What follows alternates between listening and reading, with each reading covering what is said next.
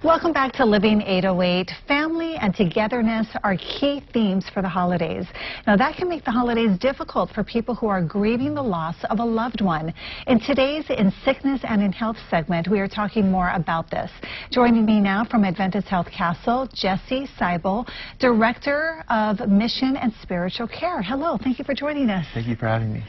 So let's talk about this. You know, when we think of the holidays, most of us are happy, and, you know, for a lot of people, it's the happiest time of the year. But that is not the case, right, for a lot of people, especially those who have lost a loved one and they're grieving. And the holidays can be maybe polarizing. They feel sad, but everyone else is happy. Everyone's with family, but maybe someone in their family is not there anymore. And just the added stress of, you know, presents, gifts, programming, things that you have to do on top of going through grief and loss. Christmas can be hard. Yeah, absolutely. So what does someone who is going through a hardship do in the holiday season, and what should, you know, what can others do for them? Yeah. Well, first, if you're going through loss and grief, I think it's really important to know that it's okay to feel sad, to feel alone, to feel angry. Whatever you're feeling is the right feeling. The holidays are a word we get from holy days, not happy. And so holy can be sad, holy can be loss, holy can be grief. Those are sacred things. When we are remembering the people we've lost, that's a holy time. If someone is not personally going through the loss, right, that grieving process, what can they do for someone who is? Yeah. You know, sometimes we're afraid because we don't know what to do, how we can help, how we can make a difference. And I think there's just three easy things. First, just show up. Let them know that you remember them. Maybe it's a visit, but maybe there's some distance and it's a phone call. Maybe on those Christmas cards you're sending out en masse, you just a little handwritten note saying, hey, we're thinking of you, we're remembering you, we love you. After you show up, ask how they're doing. You know, in local vernacular, we say, how's it? But that's a greeting. But to ask somebody, how are you doing today? Or how's it been going the last couple weeks? And then just listen. Listen so that you can understand where they are and be with them. I like that.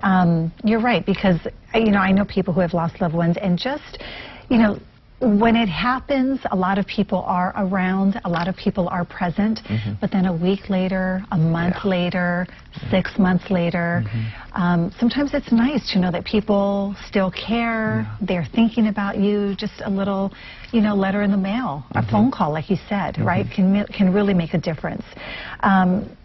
So how can we apply this to what we are already doing for the holidays? Yeah, so you got some parties coming up, and maybe you're kind of hesitant to invite or bother that family that's going through a hard time. But I would say let them know you remember them, invite them, put the ball in their court, let them decide if they want to come. If they do show up, recognize that they're there. Let them know that, hey, you know, here's a time where we can just stop and let you know we love you and you're here. We want to be here with you. If a family has lost someone, maybe before the meal, during the meal, after the meal, sometime, take a moment and just say, hey, who wants to talk about Tutu? Who wants to talk about, you know, the person that we love that is not here right now? Recognize those moments. Those are holy moments. I'm glad you mentioned that, because sometimes, I think most times, too, in my experience, people avoid talking about that person, and then it just kind of makes it awkward and uncomfortable, and, you know, like, oh, you can't talk about that person, when really, you know, the person who lost someone may want to talk about that person, right? Celebrate their life. That's right. And then some of us aren't talkers, and so I think it's very helpful to acknowledge that maybe talking with words is not the best way to communicate, but maybe just recognizing special things that people used to do. Grandma had a special dish, you know, wherever that dish would be, put a little note saying, thinking of you, Grandma. It's a way to just recognize that Grandma is still with us in memory, and we're celebrating what we had. Yeah, I like that. What are some additional steps that someone can take if they are struggling and need help? Yeah. Well, first of all, you need to know that you don't have to be alone. Reaching out to someone you trust, a friend, a pastor, a priest, or even a professional counselor, that can help somebody move forward and let you know that you have hope in the future. But you don't have to only do that one-on-one. There's group grief counseling out there. Adventist Health Castle is starting a group this January. You can give us a call and we could line you up with that group. We're meeting the second and fourth Wednesdays, 6 to 7:30 p.m. And it's a way to journey with people who are in different stages of their grief.